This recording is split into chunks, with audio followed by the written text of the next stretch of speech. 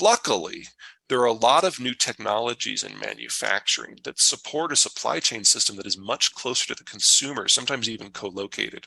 So when you take things like the ultra cheap stuff coming out of the shale fields that can be used to make more value-added products like plastics, that's a completely domestic supply chain.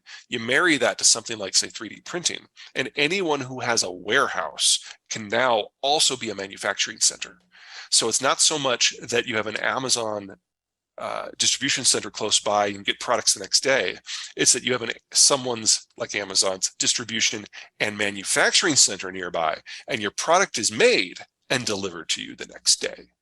That is going to be the norm for probably about a third of consumer goods. And then the more advanced stuff like your washing machines and your cars, we already have a lot of that here. And the Mexicans are proving remarkably creative at moving up the value added scale very quickly. I'd say in terms of total labor productivity, the Mexicans have now passed the Canadians. Wow. There are plenty of pinch points. There's no way we adapt to this quickly, but we were seeing the fastest industrialization process in the American history in the last year of the Obama administration. And then with COVID, it's sped up. And now with Biden, it's speeding up more. We're moving in the right direction. We'll get there. I hear you. I hear you. And I don't think they know yet. And I don't think they know yet either. And that's part of the beauty of populism, is it attracts support without even having a policy. It just catches the ennui and the anger. As a rule, when we're going through these political reshufflings, that's when the populists are the loudest. And as a rule, when we're done with the reshuffling, the populists are shoved back into the closet. What's going on right now is every faction wants to be the issue that is the litmus test for loyalty to the party.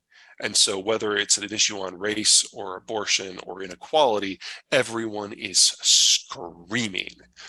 It usually takes 8 to 12 years for us to sort this out. We are now in year 7. So we have at least one more presidential cycle to go through, unfortunately. I can't do more than hazard a random guess as to what the factions will look like on the backside.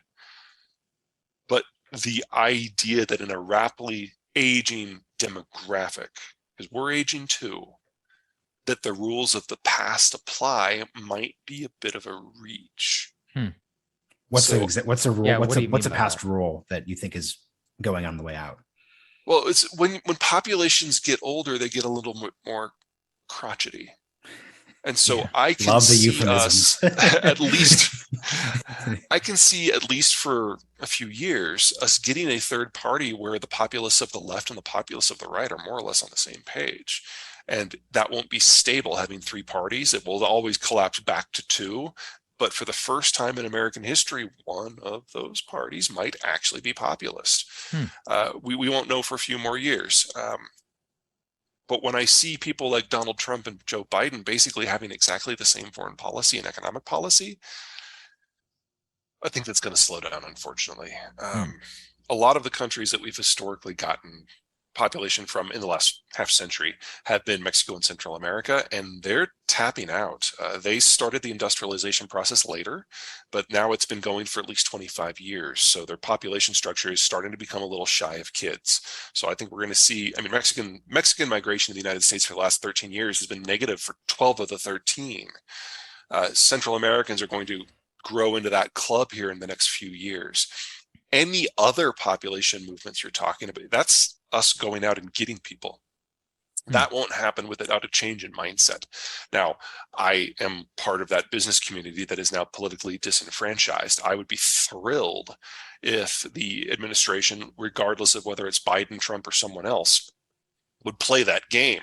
Because if you look at what's going on right now in the world, in Ukraine, you've got 45 million people that are going to have their country destroyed, and they have first world educations.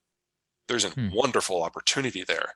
In Russia, a country that besides a real shit show, there are a small number of people, less than 3 million, who are actually skilled technologically that are trying to get out. And what a wonderful opportunity there too. So every time a country in the wider world gets smacked up the head, there's an opportunity to go there and to basically poach. But we need a change in mindset on our side before we can do that. I don't think that's going to happen in this administration. We'll see what the next one looks like. Yeah. Most countries don't have the economic self-sufficiency or the military reach to do it right now. It takes time to build that. And first we have to get through the dark side of this.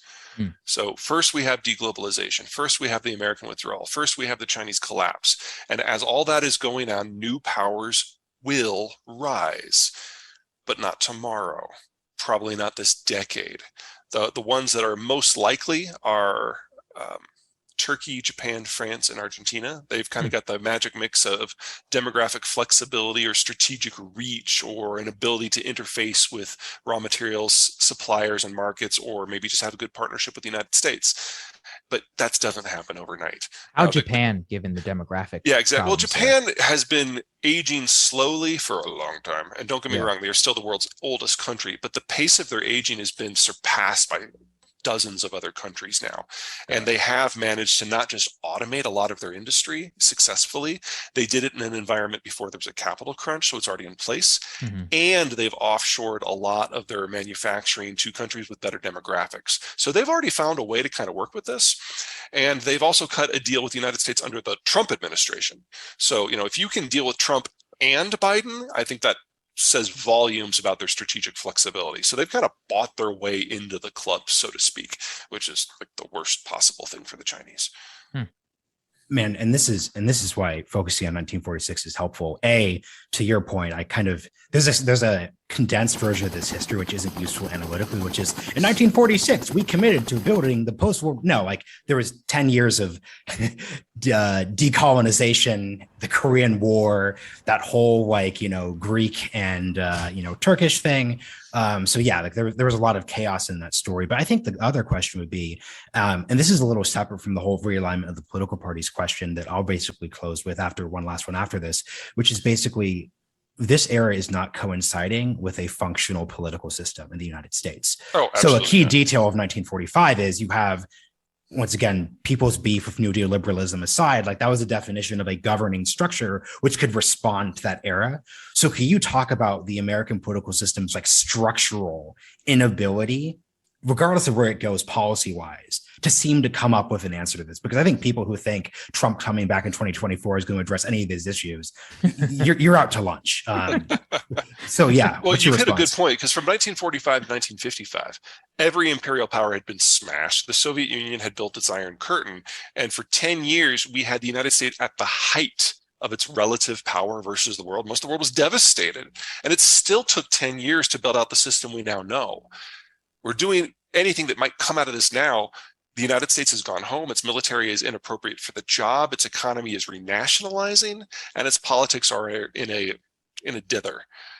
There isn't anyone out there that has the capacity to displace or replace the United States on the global stage. The best you can hope for is some tight regional systems around powers that are relatively coherent themselves, but a global order that does not make.